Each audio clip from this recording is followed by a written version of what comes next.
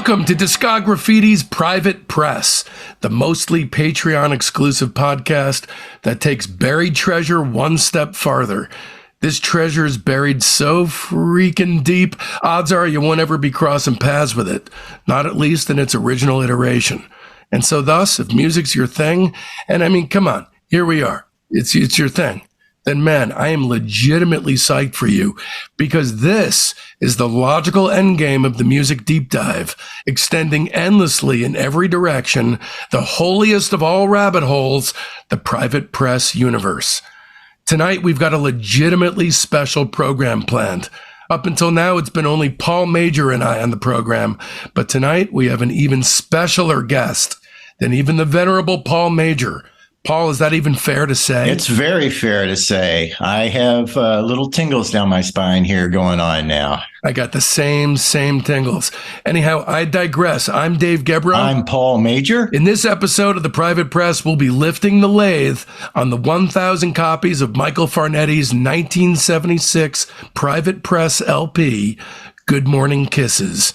And here with us today, we have the man himself, Michael Farneti. Well, hello, you guys, and thank you so much for including me in on this talk session. And I'm really honored that you guys are spending the time to talk about this. On August 22nd, I was reading Pitchfork, which is a music dealie, and there it was, an article about what Brett McKenzie from Flight of the Conchords was listening to these days. I was scrolling down. I read his picks, Bill Fay, Kate LeBon, Leon Russell. Okay, I know all this stuff, all good, but not very divisive choices. And then there it was, down at the bottom of the list, Michael Farneti. And what he said about it was the following: don't put this at the top of the list because it's going to freak people out. This is one where a little goes a long way. It's like a DIY Bacharach. He only did one album, and his 12-year-old brother played the drums on it. More on that later. It's kind of homemade disco, and it's all a little bit not quite right, but it's awesome. So I kind of did one of those old-fashioned double spit take deals, because Paul and I were already at that point moving ahead with this episode about you, Michael, seeing as you are objectively one of the greatest private press artists who has ever lived. And since Paul, yet again, as it is in so many of these tales, he was the one who brought you and your record to light. In addition, it's a very special episode for a very special reason. We've been in a sort of amassing tons of shows kind of mode, but the intention from the very beginning was for this to be a television show. And in so many ways, this episode marks the very first time that Paul and I will be adapting the format that we'll be utilizing on the TV show itself, wherein we'll actually be tracking down the artists themselves to be part of this wild ride. Have you guys ever met? Not in person, but 20 years ago. And this is probably not too long after I had gotten the album. It blew my mind, of course, and was one of those records that I couldn't file next to any other private pressing I know. It occupied its own space with the elements in it and everything. I was, my imagination was being triggered. And then I got a hold of Michael around that time. Of course, I was, hoping maybe there are copies of the album around, since I was injecting these albums into the world and so forth. But the most important motivating thing for me with this private press world is, to me, it's revealing of real people's lives and humanity. So when I would come across some interesting looking record, usually at flea markets or in used record stores, because it was a private pressing and there was no internet, no database of things were still lost like buried treasure. And I would almost think of the record as kind of a calling card into the mind of the person who made it, and would have to know the circumstances of their life, what music means to them, knowing that music would be very central to their life as it is to mine. How'd you find it? And this is one of those ones I can't remember exactly, because I used to go to all these big flea markets. I would drive all around to used record shops and, look for the local records to the area there, and anything that's local to anybody any other place, actually, for a long time. It had contacts in all the major areas around the country saying, send me boxes of all of the private pressings, all the local records. If you send me something that's just a boring, James Taylor wannabe with no interesting characteristics from Omaha or something, I'll either send it back or, throw it in the junk pile. But out of each of these boxes, there would usually be one or two records that would be just mind-opening to me. And I would get this little bit of a feel like, okay, the adventure begins. Also, I'd probably, bought a whole bunch of records at the time. So it was sitting in piles of records that I had in my room that I hadn't listened to. And at that time, almost 7 days a week, I'd wake up and I'd start playing one unknown record to me after another all day, and still couldn't catch up with everything. And remember the experience of hearing yes, this for the as first soon time? as I put the record on, I remember it quite vividly. It was up in New Hampshire when I was married, living up there. And as soon as I heard the very first seconds of the record with the ooh sort of thing, it was like, I felt that as almost like a prelude to, knowing that this sort of like opens this door, and where does it go? And whoa, all of a sudden you're with the, jet set heading over to Europe. And I'm already getting imagery in my head. Okay, there's definitely this sort of European feel to the song to me. And I'm thinking I can hear this as a hit record by somebody like a vocalist or something like that, being covered by other people already. The song is so to the point, and that's just in the first song. When we got to Movie Star, that's when things went, and this is a reflection of me and my coming up with psychedelic music being the motivator that led me into opening my mind to all kinds of music. I still have that perception in my head where when something is very different to me, it gets a little psychedelic. And Movie Star did that to me. The way the cascading pianos are rolling through it, they're like shimmering, and the urgency of the chord changes. It seemed like that song is coming at me like in my mind, like when a little bit of acid first kicks in and things just start. Whoa, you're getting on the escalator to some other world. I'm gonna guess that, Michael, you've not done LSD, is that correct? That's correct. I had never had. No. The reason I'm bringing this up is that, one of the most exciting things about this project to me is that a lot of the effects that it winds up having on the listener aren't necessarily intentional, but I don't mean that in any way except a down on my knees in supplication, like, how did you do that kind of a way? What I see is obvious influences that would have had to have been influences. When I ran them by you had not heard of them. So the best kind of genius, which is an accidental genius, to me anyway. Or I don't know if I'd pick the word accidental exactly. I'd say sort of serendipitously fresh and pure and real. Well, the thing about, all poetry, once you put it out there, it's, subject to anyone's interpretation, and anyone's interpretation is legitimate. There's no, you can't say, well, you can't think that about this, but because that's their legitimate interpretation. So pretty much, I would say everything is accidental because, a lot of it has, nothing to do with what you intended anyway. I'm not like Paul. I mean, Paul is the king of the subterranean underworld. I am a recent visitor, and I love it, but I don't know as many private press records as he. But that being said, I know more than the average person. Good Morning Kisses is my favorite private press album of all time. And that's why this experience is so special for me, having you on. My experience with the record is not like Paul's, where I was immediately transported. To me, the craziest thing about your record is that the first couple songs, you're taken by surprise because it seems like there's one type of music that you're going to be like a disco sort of a thing. Like you're take maybe on it.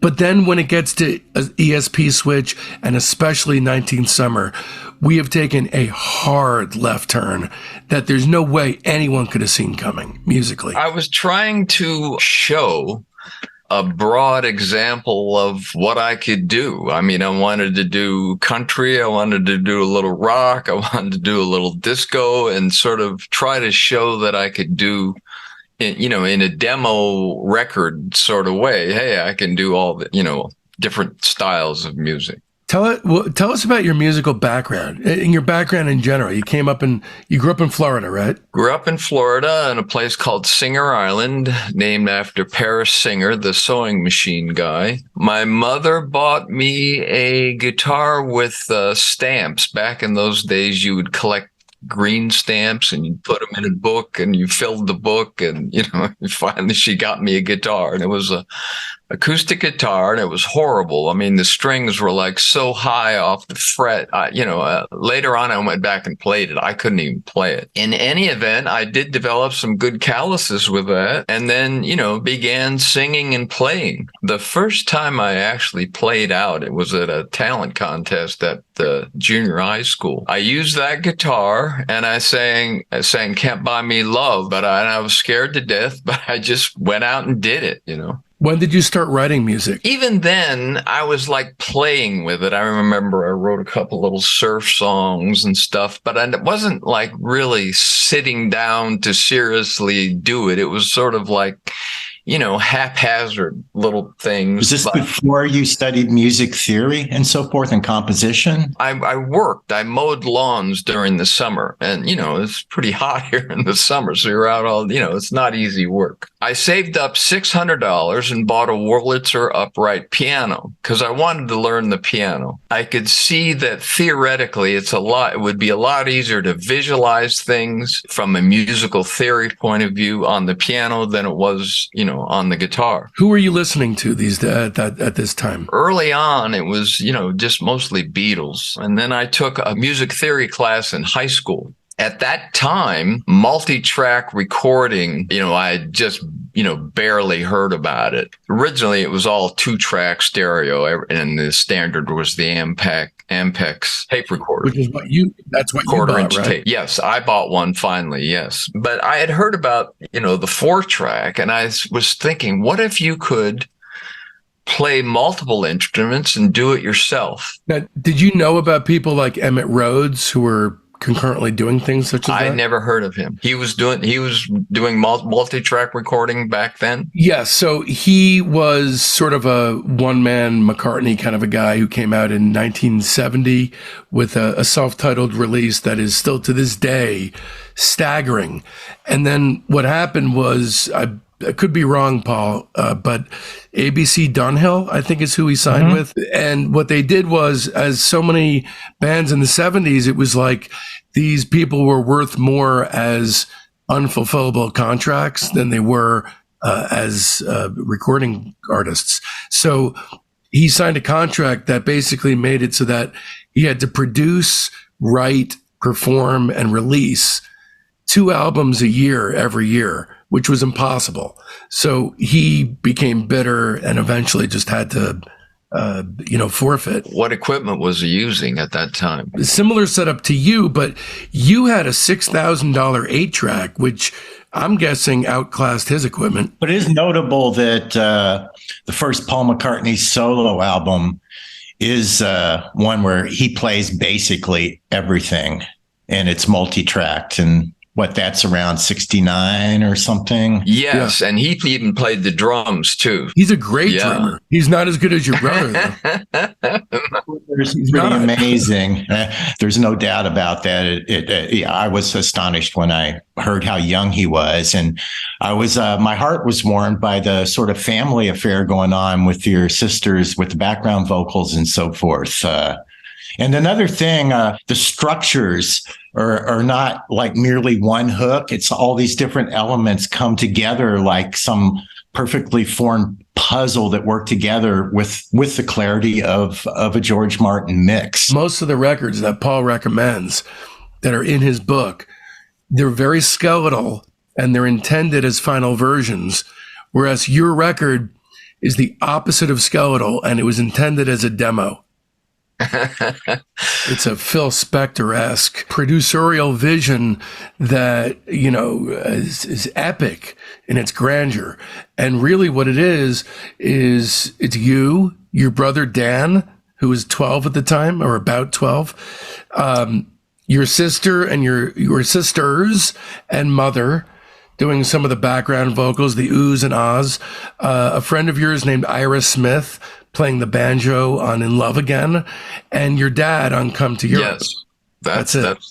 Talk about a family affair. That's it. Yes.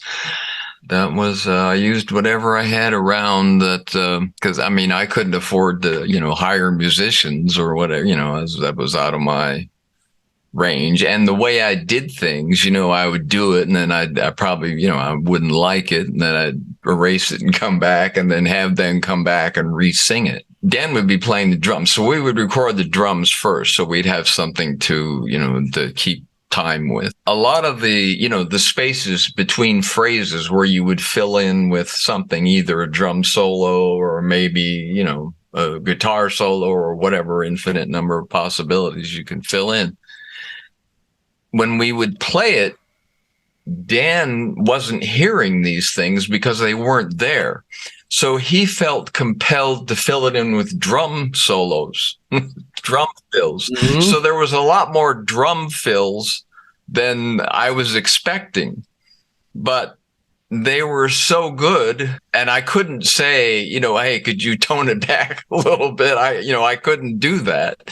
So I let it go through.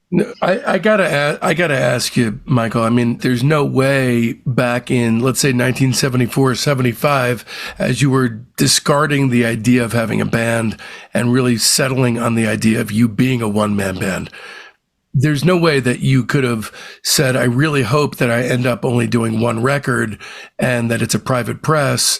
How did you see your path going? How did you envision your musical career progressing? And, what did you want? What were your expectations going into it? What I want to do, I want to write a platinum album, and I want every song on it to be a hit song. This is, that was my intent at the time. So I was consumed with, how to do it, but had no clue how to promote it or get it to a record company or anything like that at all. I didn't know. I had no thought for that. It's just like when you try to think about something and you draw, there's just a blank there. That's what it was for me. But I didn't care. I just wanted to put out the music. So how did you see your career going? In your mind's eye, what were you working towards? I had no vision of it beyond making the album. Beyond that, it was like a blank. Was there any interest? Did you get any interest from any companies? No, I didn't. Did you feel like you gave it a fair shake in sending it out to companies, or? Well, I didn't really know where to send it. I had no clues to, how to go about doing that or to find an address or what. I just, I didn't know that. And then after that, you have these opposing forces is that, okay, I want to write songs. I want to record. And now I have all this equipment to do it, because, the equipment was a gradual acquiring of equipment to, professional grade equipment. It took a long time. And now that I have all this equipment, but on the other hand, you're saying, well, why do I do this if nobody's going to listen to it? There's both sides of it. So I guess I compromised. I did some more, but not with great vigor, with that much great vigor as John F. Kennedy. When did you come back to it? You put it aside for quite a while, right? Because Looking for a Goddess is the next documented thing that you did, which is approximately 10 years later, maybe. But yeah, well, that was like those songs were after I did Good Morning Kisses. The Good Morning Kisses, those were a whole list of songs that came right after that. Oh, it was directly after? And it took, it took years because I didn't, I'd do one song. Well, I hear this, I'll do another song. That's interesting. It was directly after because those sound like demos to me. Good Morning Kisses sound like completed works. Yes. And they were intended to be a demo. I did take those demos to Nashville. and to try to get something going. But I putting, sliding cassettes underneath the closed door, I mean, it's just not, didn't get anywhere with that. In what way or ways did Paul Major's entrance into your life change your life? Well, it was a huge change because I had never heard of anybody that liked the music at all in any way. I mean, I had never got any feedback and had, given up on it completely and accepted the fact, okay, I made music. Nobody likes it. Fine. I can only make what I can make, and let's go on to something else, I guess. So when he called and he's saying, oh, wow, I really like this. Are you sure you've got the right guy? Because I've never heard anything positive said about this music at all from anyone, anywhere. And so. Positive or negative. Right.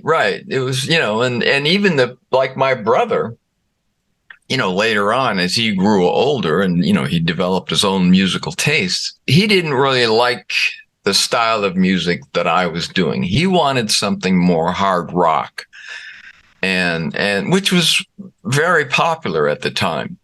And the bass player that I played with, Jeff, he wanted, they were hard rock people.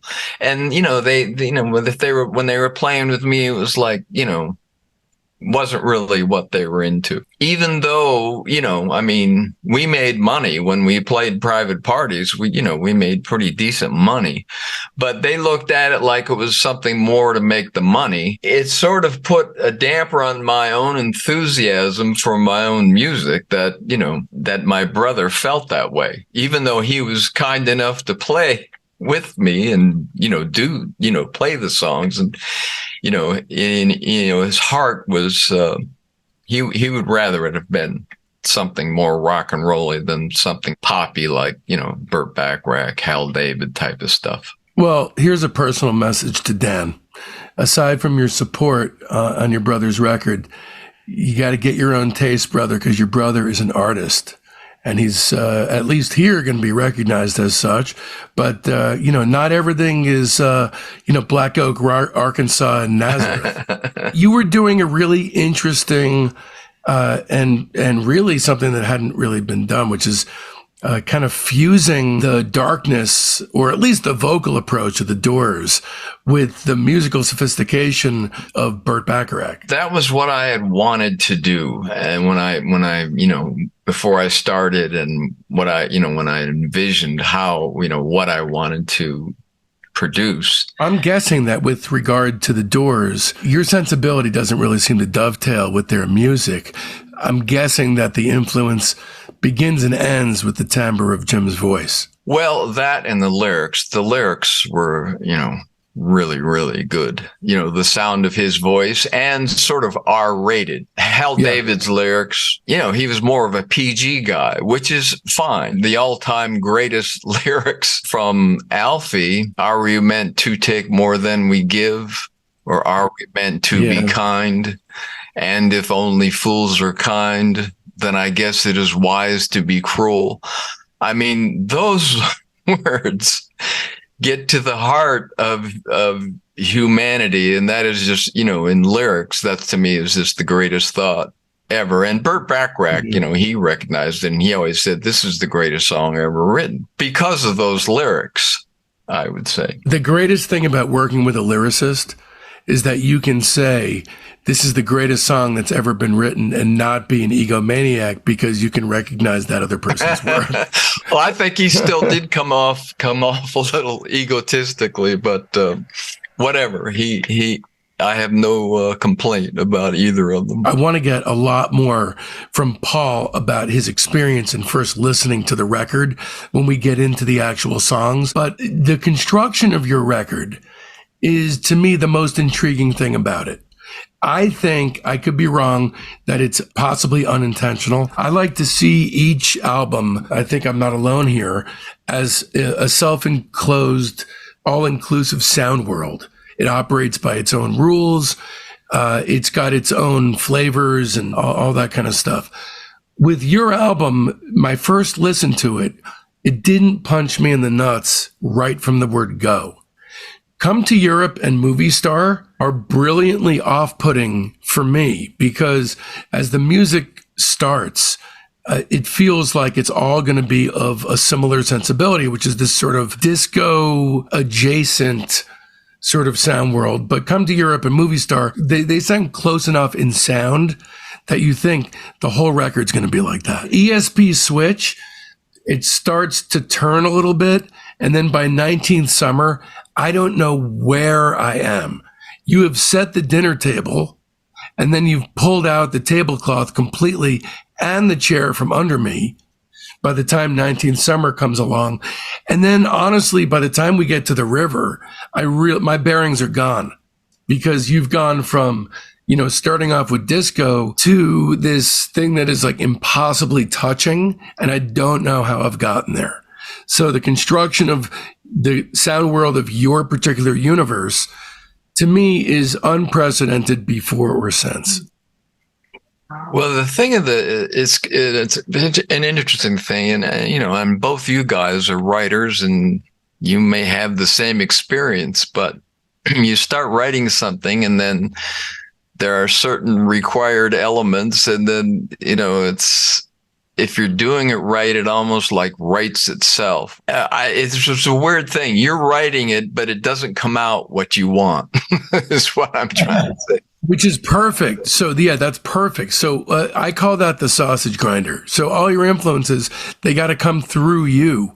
The coming through you part is where all the interest lies if your sensibilities are worth anything. I want to go back to Paul's experience bringing that record home. It was immediate for me. Like I said, as soon as I heard the introduction to the album, I was put in a place that was very familiar, but also had a otherworldly ambiance to it. I was immersed immediately when the song started. I was gripped all the way, taking a similar ride that you took, Dave, to gears shifting on ESP Switch and then into 19th Summer, which is like you feel like you've traveled so far already to reach a place like that, where there are these incredible moments of serenity in the song. And it was an experience I've had with a number of records where I have to know more. I have to know what's behind this and what were the intentions. And I relate this back to my youth almost, in a way, my experience of the days of where all over the country were scattered all these private pressings that the right ears haven't come across to detect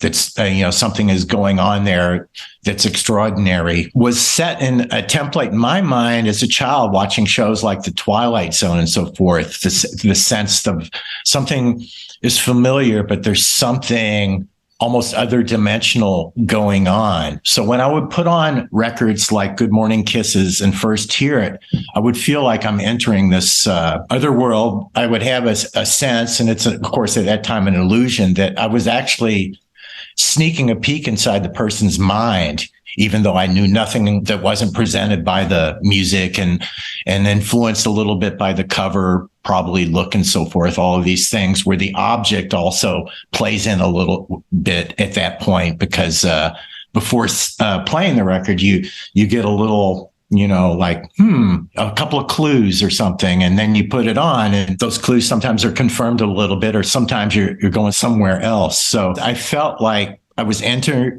into a musical place that is very, very personal, but very universal, feeling like, yeah, these could be hits, and say if somebody would have picked up the album and given you a record deal, I'd be thinking, oh boy, we got a problem here if they want to bring in all sessions musicians and other people start getting, control of aspects of it, with the label, of course, seeing dollar signs down the road. Some of that magic would be gone that I get from the private pressings because, in a sense, they're unfiltered. So to me, it's really a human connection type thing that has an uncanny aspect to it, I guess, because, it's stimulating my mind. And I'm wondering all these things and questions are happening. So it's like almost listening to the record turns on the creative process gears in my, brain, as well as just listening to it. It stimulates that.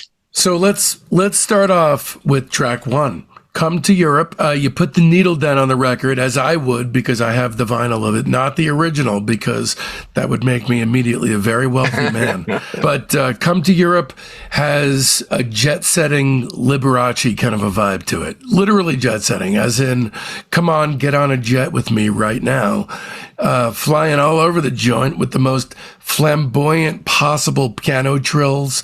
Not to mention, and my favorite thing about it, this sort of Gregorian chant adjacent, big, huge background vocals. I love those Gregorian chant style background vocals. Plus the wild ass Vegas trumpet, which is definitely touch me adjacent. I'm right on with that. And the mental imagery in my head was going to visualizing some lounge act, maybe on a cruise ship or something lounge act in more affluent zones or something, covering this song because it was a massive hit.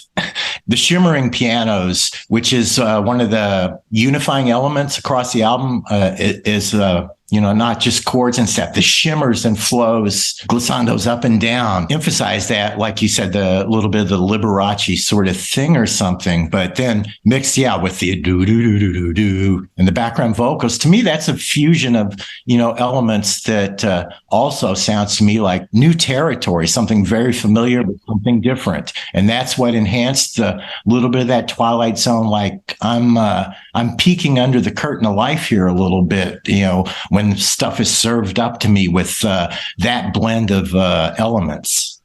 Any light you can shed on Come to Europe there, Michael? Well, it's kind of interesting to be able to look at the effect that it has on a few people, at least you guys, and then think about my intent of what I was trying to say. And it is true, when I was writing the song, I was playing private parties for, ridiculously wealthy people in Palm Beach.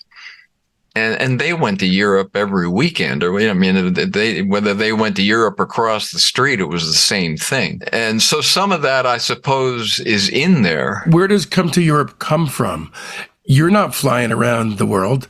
You're a kid. You just blew all your money on an Apex. You have nothing. You're flying nowhere. That's right. The only place you're flying is down the street to play for all these rich people, right? Exactly. And so here I am. I'm getting ready to write this song. And I say to myself, okay, I want to write a song. And I've played around with writing songs before, but now I want to do something more like serious. Like, okay, I'm going to actually do it. And, what do I want to say? And at that time, the Vietnam War was just ending. And what I wanted to say was, that was the stupidest thing I've ever seen in my life. Let's never, as a society, do something like that ever again. That's what I wanted to say. And then I said, well, how do I write that in a song? And, I can't write a song saying United States sucks. That wouldn't, so the only thing I came up with is, well, maybe I can say something complimentary about another country. That's, in this sort of the same way the Beatles did with back in the USSR.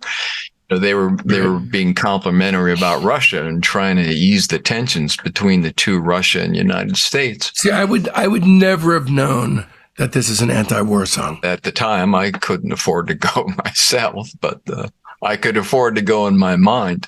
Well, so like I mentioned before, I really like the fact that Come to Europe and Movie Star, they feel of a piece. They feel of a piece musically to me, for sure. I think by that point, I was like, okay, so this is the kind of album this is, which it's not at all. Was it an intentionally brilliant move to have these two like-minded and very much sort of in-your-face type songs right up there in your business before all the weirdness and melodic left turns start to happen? Or was there a methodology going into the way that you structured the record? Well, in the choice of which songs to put first, the first three do have some sort of thematic sameness. The rule of 3 in comedy? No, I don't. The setup is I say the thing, then I say a second thing to make you think, oh, okay, he's going in this direction. And then the third thing is the thing that deviates. And I always think of that when I listen to your record, actually. That's how I feel like Come to Europe, a movie star. It sets the expectations of the audience in the best possible way to be, okay, this is what we're going to get. When in point of fact, this is the end of the road for these types of songs on the record. Wow. Yeah. No, I never thought of that, but I can see where, how you would see that in a structural way. I can see that too, because Come to Europe, Jet Set, etc., and movie stars. So it's, there's almost like a little bit of a celebrity world of things or something going on here on the surface. But then in movie star, and this is, where, and believe me, I hadn't taken any LSD or anything for 15 or 20 years since I heard this record, but it formed me and leaked in here. And two things in Movie Star that do that is, one, the incredible lyric about movie screens on your blue jeans, where then on those movie screens, it's like you're bursting the seams of the jeans, and it's on the movie screen on the blue jeans. So that it's almost like going through into this convolution of perception. Other thing I thought about the song, which I didn't pick up the first time, but was how when you have the line about going into the bar, make me jelly in a jar, how the first time it comes, it's in the one portion of the song with the musical background. When those lines come around again, like Bacharach style or something, they're totally different with the music underneath. The same lines, but the music underneath is in a totally different place. And to me, that just moves me forward so fast that I feel like, the world is expanding. Michael, tell us about Movie Star. What's the story here? Movie Star, I remember the situation of writing it, and I remember my experiences prior to that, which were like you'd be sitting in like a waiting room of a doctor's office or something, or be sitting, in a room with a bunch of people, and all of a sudden some girl walks in. And just the effect that it has on you is like, getting hit over the head by a 2x4. It's the sexual effect is just so astounding. And, you're like sitting there and you want to scream and, in admiration of, the beauty, whatever it is, the makeup, the health, the exercise, the clothing, whatever it is, you don't know what it is that produces the effect, but, you want to stand up and applaud, say like, this should be front page news or something, and you look around at the other people in there, they're reading their magazines and, going on like, nothing happened. And it was like a surprise to me. So I wanted to say something about, these women that are just extraordinary. And that's how I said it through that song. The first, I'm going to be totally frank with you, the first couple songs are not my favorite songs on the record, which is, amazing because so many records are front loaded to where you get the, couple great songs and you're left wanting for the rest of the track list. Yours really, really builds. It really builds. The next song is really where this notion, for me at least, of, okay, maybe we have something like seriously special on our hands right now, is ESP Switch. It's interesting to me because it still keeps up the musical thread of the first two songs, that sort of disco-y scent throwing kind of a deal, but there's a strangeness that starts to creep in. And that theremin, first and foremost. It is a theremin, right? That was an oscillator that I built. In addition to the oscillator, which is fantastic, is amazing bass work, quite transportative background vocals, and swooning piano work. And also, I'm very excited to find out more about what is starting to feel to me at this point in the record like a very idiosyncratic and quite interesting lyrical voice. I'm a shy person, okay? And it's difficult for me to do do this, but, I would go up to strange girls on the beach and try to, introduce myself and say hello. You always wish that you had some sort of an ESP spiritual idea of, what girl would like you before you would, embark on this endeavor to, so you wouldn't be, shot down in front of, 200 people, in the sand around you at the beach. See, this is what's so brilliant about you, is that this is a very profound song about going on human intuition, cloaked as a how to pick up chicks on the beach song. Yeah. To me, I get this wonderful feeling that the song is also just about awareness, and I'm shy too as well. And that in those situations, I can like self-sabotage myself. I can even have something I want to say in my mind or something, and it gets lost because I'm a little bit afraid of approaching and afraid, what if this doesn't work out or something? And it hits me that way for sure. And one thing I have to say about this song too is of the songs, I DJ on Rockaway Beach during the summers for the general public, which is, families and just all kinds of everybody there, all ages. And that song is one of the ones that gets the best response as far as people coming over. When I know maybe, one person that's my friend who's on the beach that day has maybe heard it before, but it's brand new to everybody else. And it's being played in context with familiar songs that they like.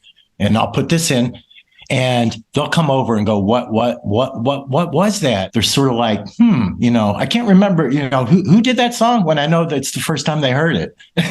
Is that generally the go-to track? Yeah, for the DJ situation. I know what song, like if I want to say, hey, I got this thing, you've never heard anything like it before, for me, it'll be the next song. I've never heard anything like it. Nothing. I mean, this is a strong contender for best song on the record. 19th Summer is so gorgeous that it's hard to adequately put into words just where it takes you. The chorus especially is nothing less than magical. That's it. The way that the music goes when the 19th Summer lines come in, the do-do-do-do-do, is just, that's coming from a place where you couldn't anticipate it at all, yet it is perfect. What's the story there, Michael? Please.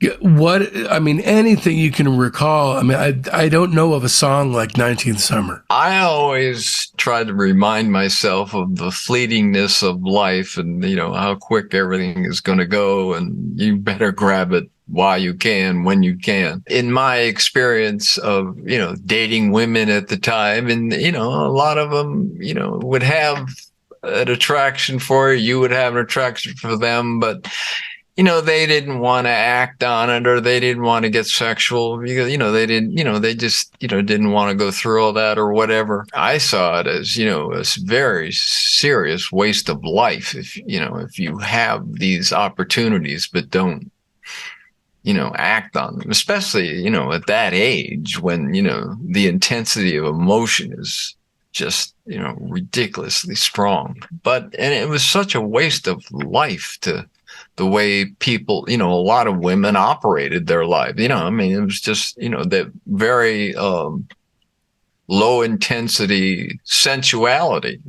and so I wanted to write a song, that's encourage live deeply and with intense feeling. Another reason why you're a genius is that this song, which has had really, untold instances of profound emotional connection with me, transporting me in a way that very few songs have the ability to do, boiled down is an advertisement on why women should have sex with you.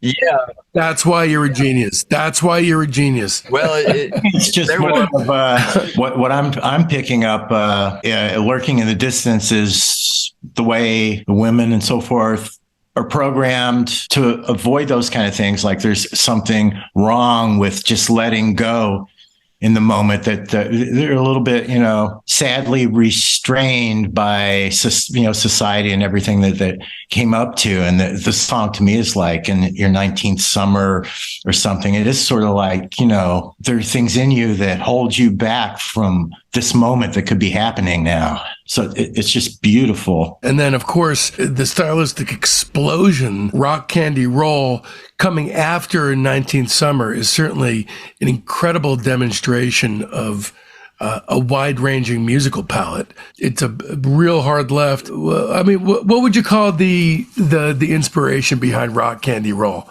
It's kind of like a 50s style thing, right? Exactly, with a little more R-rated lyrics. So it's like a 1950s style song, but there's fiddle in there. And the oscillator's back in play, right? It's probably my least favorite song on the record, but one thing that it does give you is another hard left, which is enough that it does that. Frankly, for me, it's the first hard left, because the first four to me, in my mind, program straight out, but it's as hard of a left as unexpected hard of a left is imaginable to me. And there are things about it that distinguish it from being just a retread of that, like you said, with the lyrics and the break, the unusual instrumental sound in the break and so forth. There's a little bit of that otherworldliness that I detect on the other songs is also in this one, yet I am in a time machine back to, back to the 50s. First of all, what was the inspiration in putting a style of music on the record that is going to be an outlier, and that really, if we're going to be fair, is kind of pastiche? Because with your musical training being as adept as it is, you could produce something as mind-blowing as 19th Summer. What was the pull to do something like Rock Candy Roll?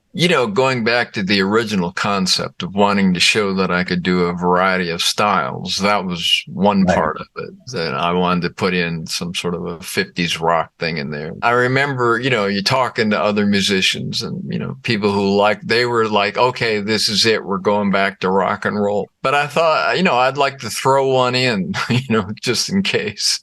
Sure. And that timing, it was happening years earlier, with the Sha Na Na type thing. Then you had like Dave Edmunds doing I Hear You Knocking, and Happy Days was like the biggest show on TV. So culturally, there's a bit of a nostalgia thing going on for sure. Part of, the intensity of your vision is that if you took that away, then you'd have 19th Summer going into Good Morning Kisses. And that's something that you see coming a mile away. But you throw Rock Candy Roll in the mix, we're all over the place, and it keeps the listener on their toes. From a lyrical perspective, what was the inspiration here? Trying to have respect for, show respect for women. The idea that, you did what she wanted you to do. You take her dancing, you want to have sex, but you don't want to show disrespect. You don't want any type of disrespect. And you want to be graceful about it in the right context. Yeah. You want to do it in the way that everybody's happy. Right. So it tells a story of showing respect by taking her dancing, and that's what she wanted. This album is pure libido. Yes. It really is. I love it. It's great. And Good Morning Kisses. What more respectful, beautiful song about a relationship, and what more, heartwarming feeling than that morning kiss. And it's so, vividly captured in the song, waking up and starting the day. And that song, I don't hear the sex in. I hear that. I hear two people sharing life. So Michael, your inspiration to write this, when I first read it, it was heartbreaking. Can you tell us about that, please? I born in Michigan, grew up in Michigan. We lived in a log cabin in outskirts of Detroit, in a little town called Walled Lake.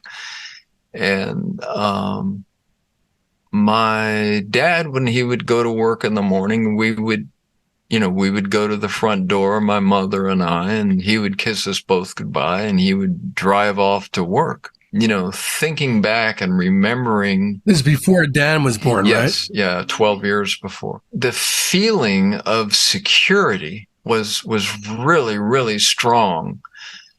And I never felt anything like that again in my life. And I thought, geez, if I could write something about that, would be wonderful. What really blew me away when I read it, you were describing the feeling of security that your dad and mom kissing in the morning before he left for work created for you, and that none of your other siblings felt it because time had passed and your parents at that point no longer had that feeling for each other anymore, that specific type of feeling, and that you wanted to try to capture that feeling a little bit for your siblings.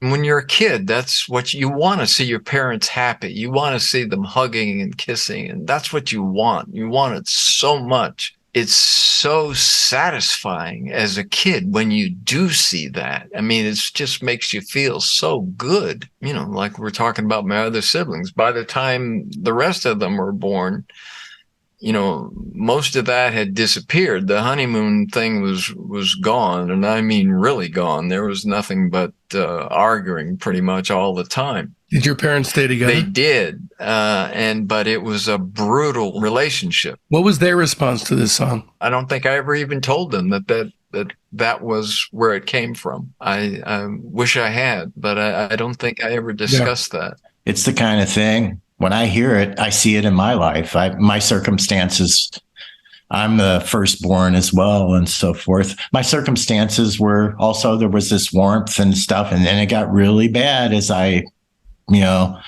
got a little older, so it makes it more precious to me, Well, that does conclude the album side. And I'd like to state for the record here that it's one of the most remarkable, unpredictable album sides that I've ever encountered. I've encountered quite a number. So many feints left that you're dizzy by the time you get to the flip. Let's keep in mind that, we had a sort of quasi-disco going on the first two songs on the record. And then by the end, in less adept hands, we'd be in Barry Manilow territory. But instead, we're in very, very adept hands. And so we are transported through the heavens with this incredibly affecting ballad. We have no idea what the hell is going to go on by the time we flip it. And of course, that trepidation of, oh, geez, what's next is rewarded in spades. This is the way, yeah. We get a bluegrass hoedown, replete with banjo and fiddle. And you made the production choice, which I'm looking forward to hearing. I'm guessing it has to do with old time radio shows where the bottom end is sawed right off. And that's a friend of yours, Ira Smith, playing the banjo on In Love Again. At the time, there was a little bar near, where I lived, and they had this really excellent bluegrass band playing there. I thought, well, I would like to write a bluegrass song, but I would like to write it with some key changes in it. What would that be like, if you like Mick Backrack with bluegrass? I had sort of had to learn to play the violin. Our next door neighbors had a violin, so I borrowed their violin, and I even took some violin lessons. But I did learn to play barely well enough to play, the violin solo in Love Again. Do you remember the idea, as far as from a production standpoint, to chop off the bottom end? Yeah, I was in Radio Shack one day, and I don't know. I was looking at Transformers, and I wanted to just put a transformer in the line just to see what would happen. And so I did that, and I did it with that song, and it did chop off the bottom, but it had a clarity to it. It added some. And I thought, well, maybe this is a good thing, and maybe my other stuff is too bassy because, I'm not a recording engineer at this. This is another thing that I'm learning as I go at the same time. In Love Again is probably the only song that I could adequately describe as, a pastiche kind of a situation. But the rest of the songs on this side are all monsters. Every last one. So let's talk about In the Jungle, which that song is hysterical to me because it's kind of almost in a weird way written to order for a few houses on Jungle Road in Palm Beach where you played a whole bunch of parties. And so the funny thing about that is any kind of song that's made to order, it has a chance of being a pile of dreck. And this is a magnificent song. It totally belies its origins. Did you have a band then? Yeah. I had the band, and Danny was playing, and So at this time, you're writing all these incredible songs, and you had a band that was playing these songs too? No, we never played the songs live. We were playing, party music. Okay, so never your material. No, never. Oh, man. I would give both of my testicles. Admittedly, I have a kid, so I don't need them anymore. But I would give both of them to hear a recording from 1976 of you with a band playing this stuff on Jungle Road. Yeah, well, I don't know. We don't have that. In the jungle, it's got those chirping birds. It's like there's, like a little bit of silliness behind some of the production choices, but oddly, it all works so well. The ultimate earworm of all time. For whatever reason, I cannot put my finger on it, but that thing, that hook has been... it's gotten caught in my head for days and days on end. A couple of things that strike me about it, again, is the background vocals, the do coming in. That brings into me, into the mixture, something of a Brazilian sort of samba type flavor or something like that. Yeah.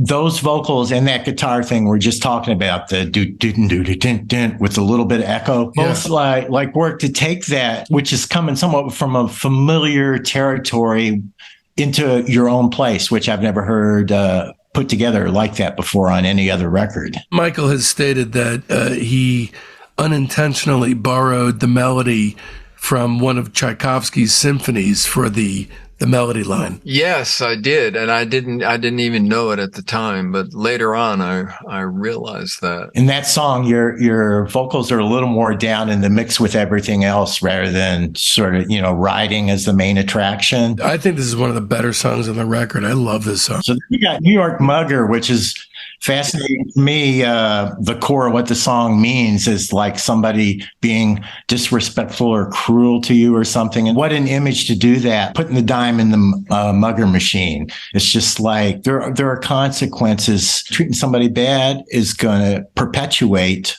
bad behavior. It's amazingly put like that. And I like the idea too, like it's an unusual song, but it has some blues, structured turnarounds going on in there. Yeah, well, I was trying to combine a disco, like some sort of a driving beat with blues chords. And then instead of doing the normal blues chords, do like suspended fourth chords. It never really worked out the way I really wanted it to. Thank God. Because I can't believe we're this far into a discussion of New York Mugger without having mentioned the incredible kazoo solo. Well, I thought that came out good. I don't play saxophone, but I thought it did have a good blues thing to it. To me, this song represents what with the theme of the putting the dime in the mugger machine does sort of say we all got to treat each other, not cruelly, cruelly or whichever, respect. If we're going to say no, say it nice, Yeah. There's also an amazing aspect to this lyrically that may or may not be intentional, which takes the full onus of one's decision-making process off of one's own shoulders and puts it on all the girls who reject us. Which is a great take on things. It is. It's a take on things. That's all it is. Anyway, Georgia Peaches, another classic. Just astoundingly catchy. Anyone who is able to write that well typically is pulling from a depth of experience that allows one to write that well. You were just a kid. Compositionally, here I'm hearing, the Burt Bacharach influences again and stuff like that, unexpected chord changes, especially when the Georgia Peaches part comes in. For me, that's one of the best songs on the album. Agreed. It's astounding. And a great penultimate song. Any recollections behind the inspiration for writing Georgia Peaches? Every once in a while, you'd come across, these Southern girls. I just had to be really impressed. Some of these Southern girls had the most positive, shining, outgoing personalities I've ever seen in my life. And I wanted to compliment that. And I wanted to do it with some sort of ethereal lyrics. That brings us to the ultimate and final, it feels like a destination place. The river feels like you've accrued all this experience with all the songs leading up to it. And then this is like the peak of the mountain and we're getting wisdom from you. I mean, that's how it feels like to me. It really does. It's weirdly scary how touching this song is. And then somehow, even though you could never have seen the LP ending in this way, especially from the first couple songs, it's dominant how perfect a capper it is. Just 100% perfect. You want to tell us about, the female rejection that inevitably allowed this to spring forth from your consciousness? Well, it was the same kind of idea as, the 19th summer. You'd meet girls and, they wouldn't take advantage of a situation in the way that you thought they should. There was that. And then there was, we talked earlier, it was a waltz and I didn't really want it to be a waltz. It didn't really have either a lot of the Burt Bacharach type of key changes that I wanted either. It stayed more like in the folk sort of music type of genre. Mm-hmm. And I wasn't happy about that either. But, at the end of it, there it was. So thank God again. Thank God, man. I mean, it really has a feeling of stark profundity, which in less capable hands could have wound up as Barry Manilow level treacle. I wish I had a better answer. The idea that, you go down to the river and, you imagine yourself flowing down the river and the river is going to keep moving. It's an answer, but I wish I had a better answer. Pursuing the answer too much is maybe the wrong path. You surrender to the river and take it as it goes. There you go. That's better. I like the piano again on that a lot. The super high register tinkling works perfectly with me with the sort of folky aspect as well to the song. My dad would always point out to me some little melody like that. He really liked that type of thing where, you have a tinkling piano way up high. Mm-hmm. And I put that in there for him, because I knew he would like that. It goes without saying, I give this record 5 stars out of 5. There's nary a misstep. It's masterfully sequenced, masterfully recorded, does not sound like a demo to me. Even though they were intended as demos, you still sometimes refer to them as demos, which is just astounding to me because these are so fully fleshed out. And this is, if somebody is intrigued about the notion of private press, what does that mean? I would imagine there's a lot of junk. Are there any great ones? Your record would be at the very top of the pile to demonstrate to people that just because these are stories sort of on the edge, there's a number of songs that if fate was different and less of a bitch, that could have easily been hits. Well, I agree. I would unhesitantly recommend this for tons and tons of different people.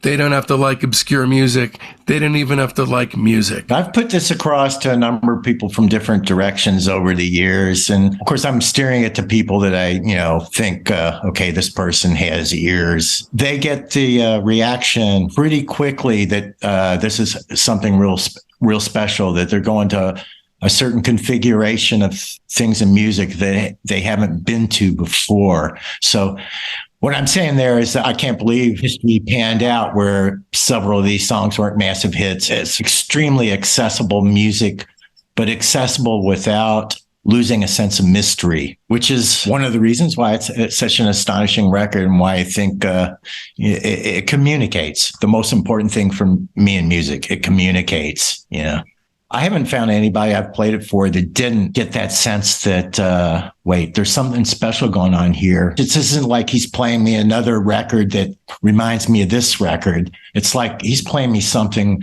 that's familiar, yet it's like a place I've never been before simultaneously. I'm guessing you give it 5 stars? Didn't mean to strong arm you there. If you give it 4 3/4, I don't think either of us will be pissed. No, it's all good for me. And there is a case too. When I first got into it, certain songs rose above the others. A couple of the left turns, as time went on, then they fit into the program for me. And that happens with almost any record. I'll think, oh, Some things are better, but then it folds into a seamless ride with unexpected turns. So let's talk about some record dealery type of things. 1,000 copies in existence, right, of the original pressing? I think it was 1,000. It might have been 500. I can't really remember. In either case, it hardly ever turns up. Oh, is that so? Yeah, and I'm kind of curious. Where do you think they went, Michael? Well, I threw a lot of them out. I mean, Okay. I threw boxes.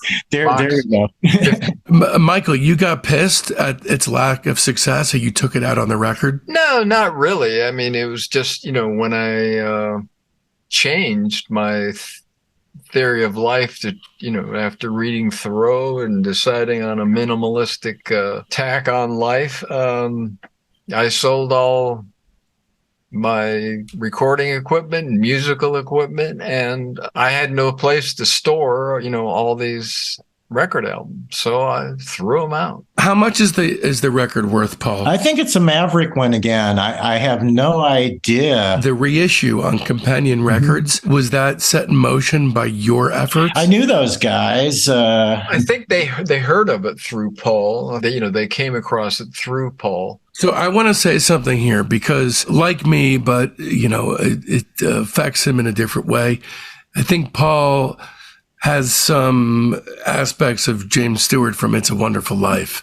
And so I think it's important to know, and I'm saying this, we didn't talk about having a section like this, but you have had a palpable effect on Michael's life. The people behind Companion would never have heard of Michael were it not for you, and it's important for you to know that. Absolutely. It's nice that you bring up that movie or something, because that movie is so much has gone through to realize what you have is you already have it. It is kind of It's a Wonderful Life ending sort of thing, because most of the people, of course, of these vintage records are in my age group and so forth. That's something that meant so much to them in their youth, and their dreams were dashed. In the end, they find out actually more people are listening to their music than they could have ever imagined. In some cases, some of these records, it's like millions of people know about them now. So it's very gratifying to me, and gives me a real sense of value that I could be the person in the right place to revive somebody's dreams and have them in their autumn years feel like, wow, it isn't all lost. That thing I did that meant so much to me, I'm going to be remembered for that, not for whatever job I had or whatever else. My art is appreciated. What I wanted to do connects with people. And I can only imagine, 46 years ago, Michael, you're toiling away on this thing. You're probably going to sleep at night thinking about you being well known for what you're doing, maybe being well off for what you're doing. And the fact that didn't come to pass, it doesn't decrease the value of what you put together. What you created, it's really an astounding work of art. I'm curious, especially since you tipped your hat, what kinds of pockets your life wound up weaving through, instead of being, a massive multi-million dollar rock star, the life that you were meant to lead. What was that like? Not having success, I can't say that, making the music is the same whether you're successful or not. But the process of writing it and recording it and singing it, enjoyment of doing that is still a real thing. So did you ever stop making music? Yes, for long periods of time. I did stop. Did the lack of success from Good Morning Kisses, did that stop you in your tracks?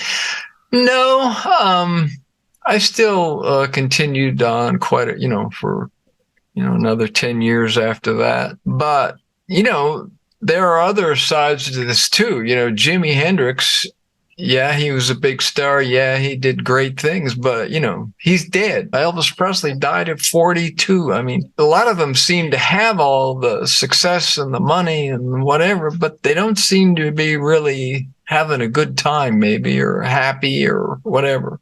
There is that too. And then, I have to say for myself, I always had a good time.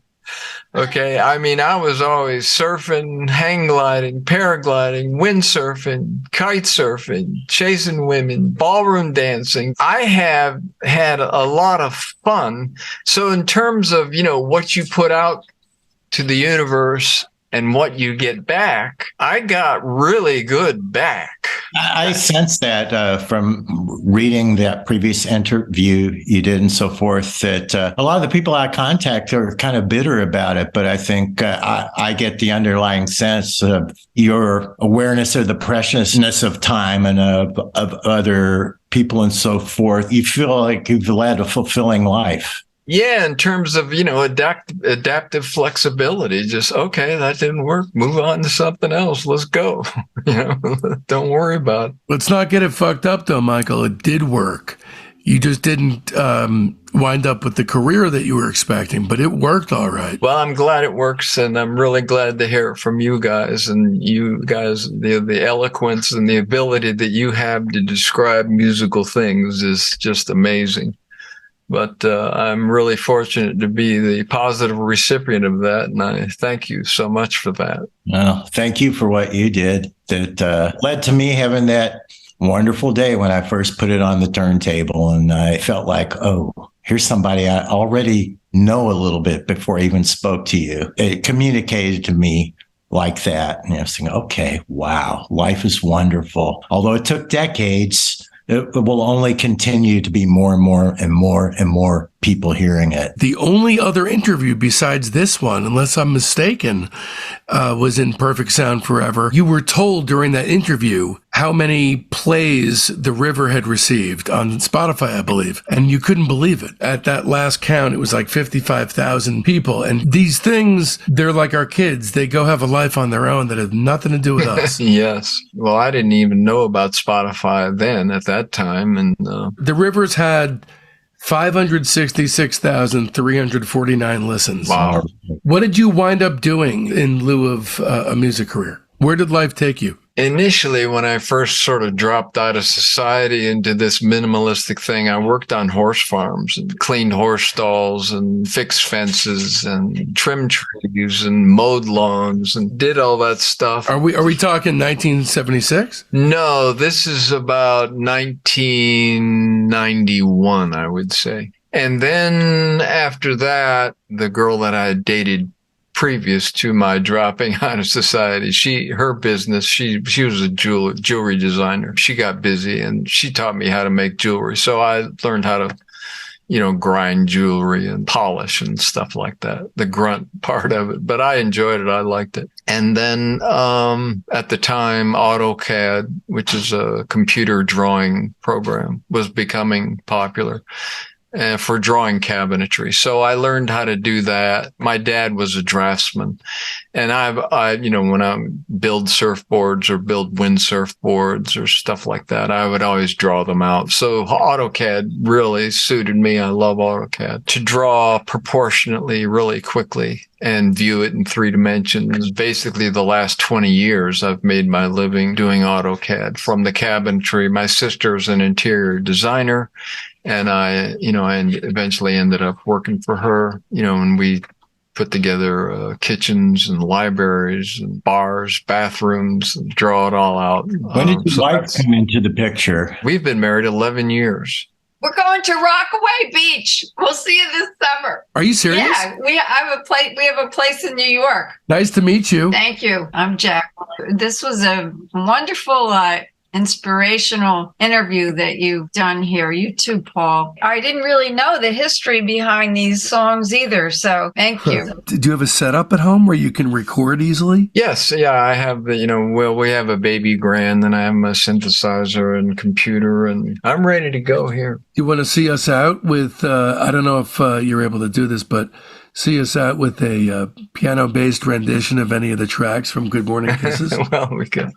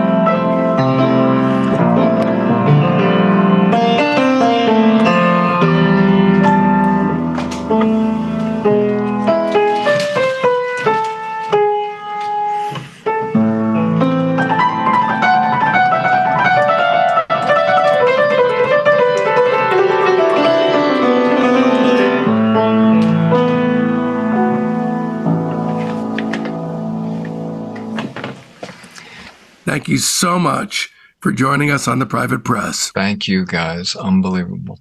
Thank you.